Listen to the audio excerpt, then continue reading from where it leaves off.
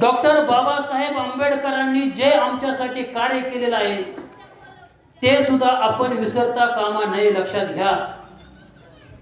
आज विषय अण्णाभाऊ साठेंचा आहे, पण अण्णाभाऊ साठेंनी बाबासाहेबांना आपलं गुरु मानलेले, लक्षात घ्या।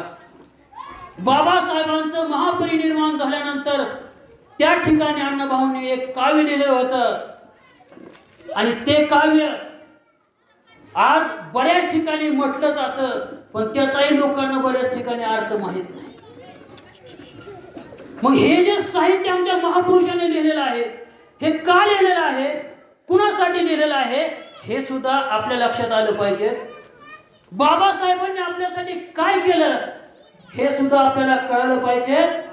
म्हणून आमच्या कडूबाई खरात आज बाबासाहेबांना महाराष्ट्राच्या कानाकोपऱ्यापर्यंत पोहोचवण्याचं आडानिश्री आहे, लक्षात घ्या। आपण म्हणतो माझं शिक्षण झालं नाही, मी काय करू।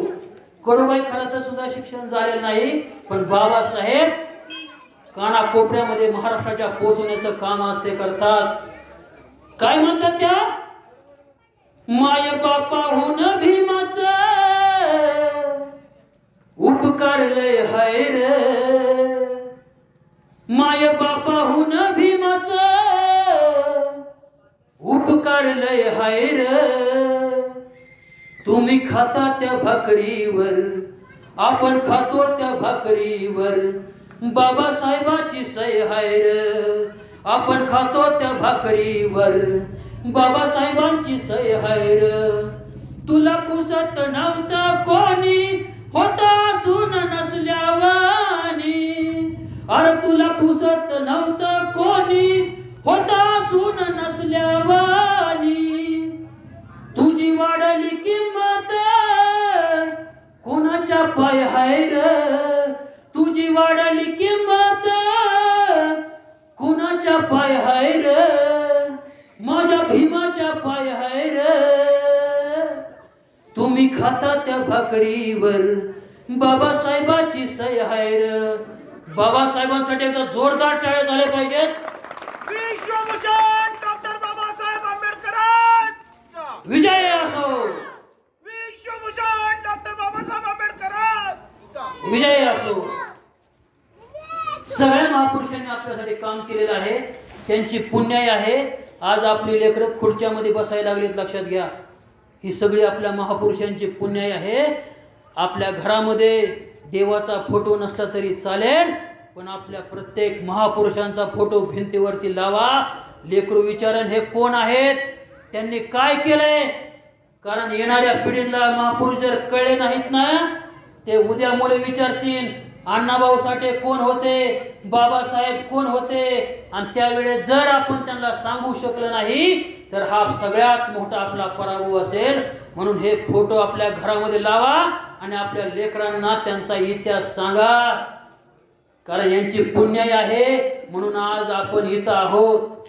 बाबासाहेबांची पुण्याई आज दिसाया लागली, अण्णाभाऊंची पुण्याई आज दिसाया लागली, बहुजनांची पोरही खुर्चीत बसाया लागली, माझ्या बहुजनांची पोरही खुर्चीत बसाया लागली, जे मिळत नव्हतं ते आज मिळवाया लागली, जे मिळत नव्हतं ते आज मिळवाया लागली, बहुजनांची पोरही खुर्चीत बसाया लागली, लहू बाबांची पुण्याई आज दिसाया लागली, अण्णाभाऊंची पुण्याई आज दिसाया लागली, शाहू फुलेंची पुण्याई आज दिसाया लागली, बहुजनांची पोरही खुर्चीत बसाया लागली। आमचे संदीप तेलंगे सर खुर्चीत बसलेत, ही सुद्धा बाबासाहेबांची अण्णासाहेब आमच्या अण्णाभाऊ साठेंची कृपा आहे, लक्षात घ्या। हे उपकार आहेत आपल्यावरती, आणि 10 जन्म घेतलं तरी हे उपकार आयुष्यात कधीच फिटू शकणार नाही। आज मला या ठिकाणी व्याख्यानासाठी बोलवलं, माझा यथोचित सन्मान केला, तेलंगे सरांनी मला या ठिकाणी आमंत्रित केलं, आणि अण्णाभाऊ साठेंचा लहुजी वस्ताद साळवेंचा इतिहास तुमच्यापर्यंत पोहोचवण्याचं मला भाग्य आज प्राप्त झालं. पण मी समजतो मी धन्य होईल आणि महापुरुष सुद्धा आपले कृपा आशीर्वाद आपल्याला त्याच वेळेस देतील ज्या वेळेस आपण आपल्या आयुष्यामध्ये काहीतरी बनवून दाखवू. लक्षात घ्या, आपला मुलगा आमदार होऊ शकणार नाही, आपला मुलगा खासदार होऊ शकणार नाही, आपला मुलगा मंत्री होऊ शकणार नाही, पण आपला मुलगा तहसीलदार होऊ शकतोय, आपला मुलगा कलेक्टर होऊ शकतोय, आपला मुलगा IPS IAS होऊ शकतोय. हे लक्षात घ्या. आपला बाप कोण असेल हे आपल्या हातात नव्हतं, पण आपण कुणाचा बाप बनायचं हे आपल्या हातात आहे. लक्षात घ्या. त्यासाठी हे शिक्षण आपल्या मुलांना द्या. पहिल्या वाक्यापासून शेवटच्या वाक्यापर्यंत मी सांगतोय की आपल्या मुलांना शिक्षण द्या.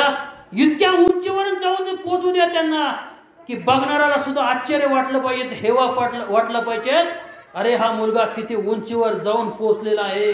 इतकी उंची त्यांना गाठू द्या.